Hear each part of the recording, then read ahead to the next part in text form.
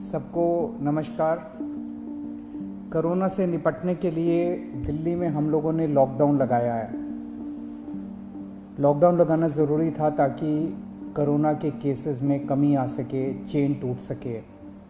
लेकिन हम सब लोग जानते हैं कि लॉकडाउन खासकर गरीब लोगों के लिए बहुत बड़ा आर्थिक संकट पैदा कर देता है। खासकर उन लोगों के लिए जो दिहाड़ी करके रोज़ कमाते हैं, रोज़ खाते हैं। ऐसे लोगों के लिए तो अपना घर चलाना मुश्किल हो जाता है।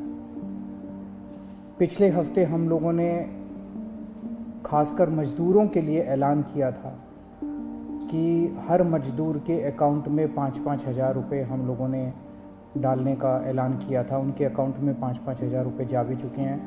जो लोग बीमार होते हैं, जिनकी RT-PCR की रिपोर्ट पॉजिटिव आ रही है, उनको भी अलग से मदद करने की हम लोगों ने ऐलान किया था उन मज़दूरों के लिए। आज हम दो निर्णय हम लोगों ने लिए हैं। एक तो ये कि जितने दिल्ली में राशन कार्ड धारक हैं, लगभग 72 लाख राशन कार्ड धारक हैं, इन 72 लाख लोगों को अगले 2 महीने के लिए मुफ्त में राशन दिया जाएगा।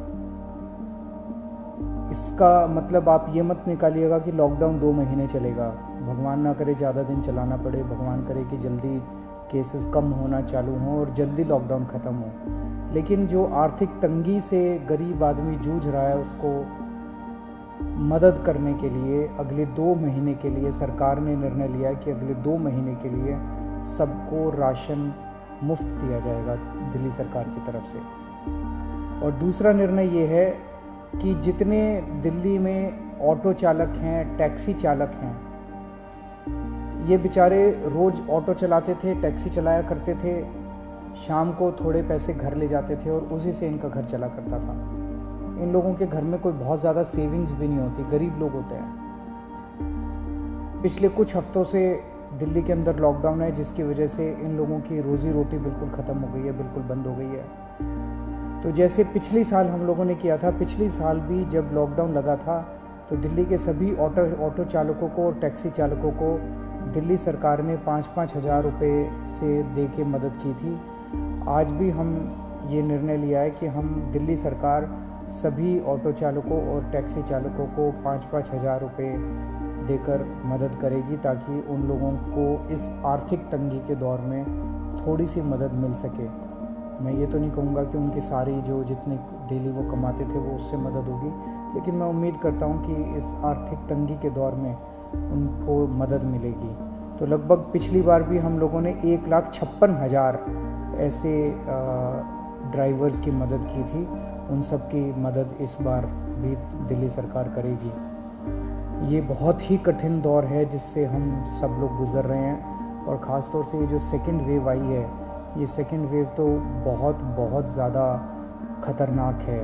हम सब लोग देख रहे हैं कि चारों तरफ कितना दुख है, चारों तरफ लोग कितने परेशान हैं, चारों तरफ लोग कितने बीमार हैं। मेरी सब लोगों से हाथ जोड़ के विनती है कि ये समय हमें एक दूसरे की मदद करने का है। ये समय एक अच्छा इंसान बनने का है। सब लोग, चाहे वो किसी भी पार्टी के हों, चाहे इस पार्टी के हों, चाहे BJP के हों, चाहे कांग्रेस के हों, चाहे आम आदमी पार्टी के हों, सब लोग आपस में मिल के एक दूसरे की मदद करें। इस वक्त कोई राजनीति नहीं करनी, सब मिल के करें।